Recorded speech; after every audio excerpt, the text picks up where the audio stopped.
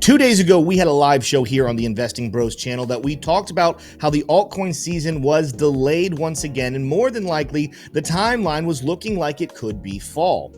Well, over the last 48 hours, some major headlines have developed that will affect your altcoin portfolio. We have news from China, we have news from Jerome Powell. And if you're wondering right now, is it possible that July might actually see rate cuts in an altcoin season?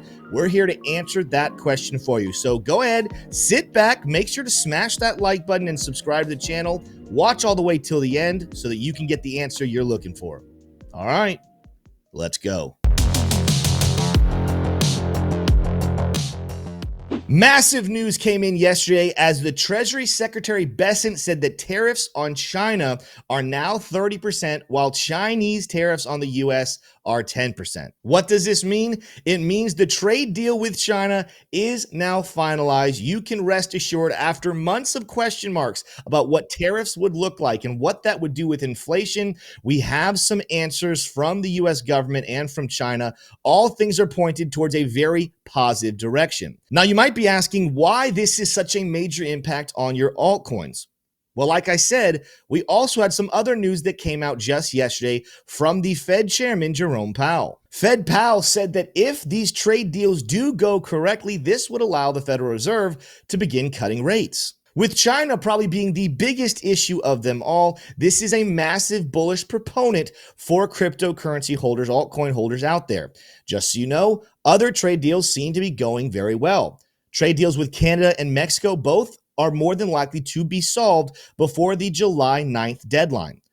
Along with that, even trade deals that seem like there was some wrestling going on, like, for example, what's happening in the EU and over in India, both of these deals also in recent days seem to be making a turn in a more bullish direction, bringing a lot of people hope that trade deals as a whole could be solved over the next couple of weeks. And if Jerome Powell is a man of his word, that would imply rate cuts are coming. Now, there is one country that I don't believe talks seem to be developing very well, and that is with Japan. But in all actuality, with Japan being more of an exporting country and less of an importing country, that one's going to have less impact, I believe, overall on massive U.S. economy and tariff details.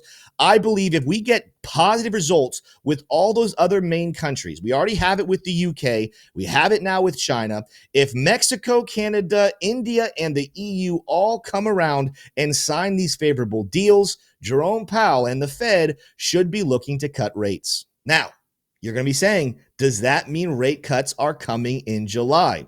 Despite the good news that we have gotten over the last 24 hours, though, it doesn't look like that is likely. On Polymarket, we are still hovering around an 80% probability that July is not going to be any rate cuts. Even on the more favorable CME futures, they too are predicting almost an 80% likelihood that we will not get any rate cuts in July. So clearly, at this point, despite all the positivity and the words from Jerome Powell, the markets are just not yet deciding or baking in that a rate cut in July is likely. One of the reasons why that is probably a result of what we're seeing in the PCE numbers even this morning. For those who don't know, the PCE numbers are some of the numbers that the Fed looks at the most to dictate what inflation looks like.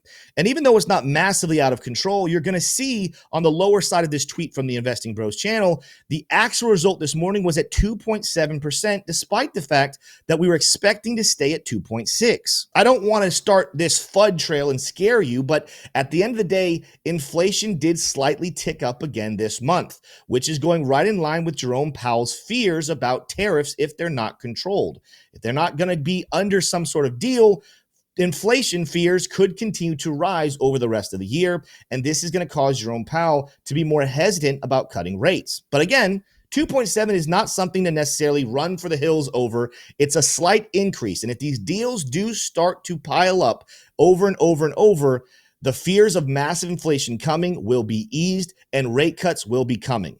But like I said, more than likely, we will have to be waiting until September at this point, as we don't have enough on the table to push or force a July cut. Now, While some of you maybe were disappointed by that answer, I want to make sure we're very clear. July could still be a very big month for crypto as a whole, due to a report coming from the crypto czar, David Sachs. While he did not give us any details as to what this means, he did leave us an Easter egg here over the last 24 hours saying that July will be a big month. We don't know what those details are, but with his position, more than likely he is referring to some form of regulatory clarity.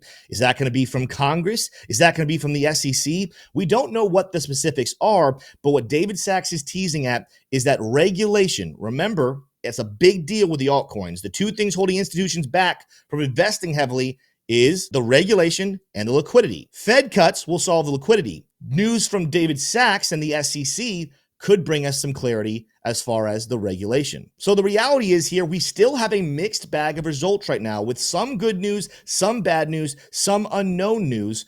I'm going to continue to hold my cryptocurrency. While I'm not a financial advisor, I encourage you to continue to do your own research to decide how you want to treat your altcoin bags and your Bitcoin bags. I want to make sure it's very clear. There's still a lot of hope on the horizon over the next couple of months that a major altcoin season should be coming. But please invest responsibly. Do not expect massive returns by this weekend. And potentially, we do have something big start next month. At the end of the day, when you don't know the exact details, all you can do is continue to stack your Satoshis, hold on for dear life, and wait for the results to come. While the timeline remains completely muddy, the long-term effects of what crypto is going to do remain crystal clear in my opinion, and that is moving up and to the right. With that said, though, it's time to turn our attention over into the charts, where this is what people are asking. If this China news is so bullish, why are the markets seeming to pull back down this morning? Well, if you were in our VIP trading group, you would know that we don't have the right calls right now on technical analysis to predict a major move to the upside. In fact, if you had watched yesterday's video about Chainlink, we told you that despite the long-term bullishness, a short was on the horizon for Link and for Bitcoin. And right now we're watching the Bitcoin chart along with several other coins reject on a recent resistance level.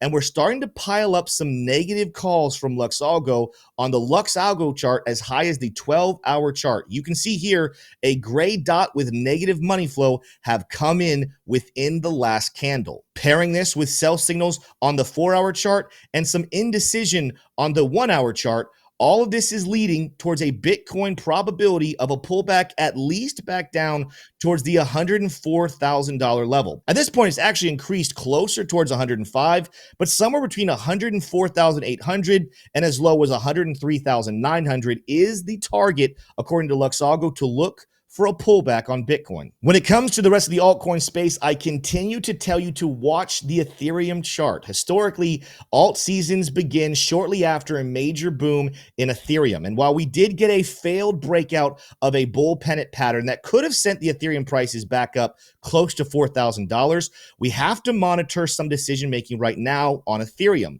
where we've moved back up to the former level of support. We're looking like we're turning it into resistance. To feel bullish once again, we really do need to see Ethereum break back above the $2,500 level, get back above this green line, and then we can talk about moves to the upside.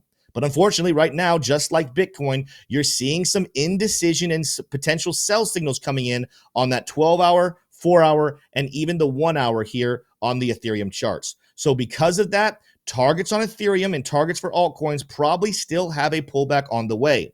For Ethereum specifically, somewhere between 2,300 and 2,250 could be on the table for the next couple of days. After that, however, we still see some longer-term bullish moves here on charts like the daily chart, where recently we are starting to get some bullish momentum on Ethereum, on XRP, on Chainlink, and several other altcoins, printing in some green reversals and green dots on our daily chart. If these markets continue to confuse you, but you want to learn how to make money both to the upside and the downside, catching the long swings and the short scalps, make sure to check out our VIP trading group in the link down below. Like I said, I'm very, very bullish on the cryptocurrency space, but we have noticed over the last couple of days an opportunity to short Bitcoin and several other altcoins.